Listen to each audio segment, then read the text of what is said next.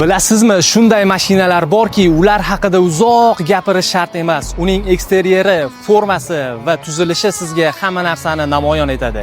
Va shunday mashinalar qatorida biz bugun Lixiang i6 ni nazarda tutamiz. Bugungi video obzorimiz qandaydir sifralar yoki kitobiy so'zlardan iborat emas. Bugun biz i6 ni nimalarga qodir ekanligini jaydari tilda tushuntirib beramiz. Bugun biz Li i6 ning texnologiyasi, dinamikasi, qorong'u yo'llarni qanday yoritishi va uning maksimal tezligi haqida gaplashamiz. Dizayn bu nafaqat tashqaridan ko'rinish, balki ichkarida o'zingizni qanaqa his qilishingiz hamdir. Qani salonga qaraymiz. Bu yerda hamma narsa atmosfera haqida. Yumshoq materiallar, yoqimli chiroqlar, qulay o'rindiqlar. Ko'rinib turibdiki, i6 har kuni qulay bo'ladigan shinamjoy qilib yaratilgan. Tirbandlik yoki noqulay ob-havodan qat'iy nazar.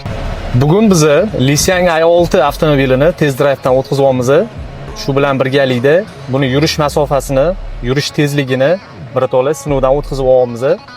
Lixiang i6 dagi harakat davomida biz uning Magic Carpet rusumli tema podveskasini sinovdan o'tkazmoqdamiz. Yana bir ma'lumot, Lixiang i6 dagi meni e'tiborimni tortgan narsa shu bo'ldiki, mashinadagi stabilizatsiya qismi.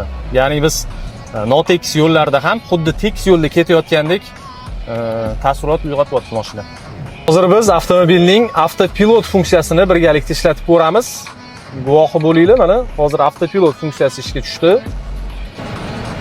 Tezlik bo'yicha ham me'yorda. Manyovrlarni o'zi bajaryapti. Lixiang i6 0 dan 100 km tezlikka 4,5 soniyada chiqadi.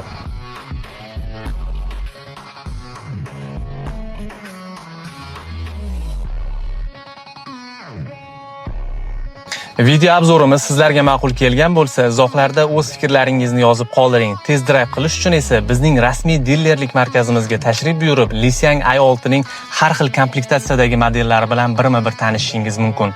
Eslatib o'tamiz, Lixiang i6 modellariga hozirda 9 oylik rassrochka amal qilmoqda. Sizlarni avtosalonimizda kutib qolamiz.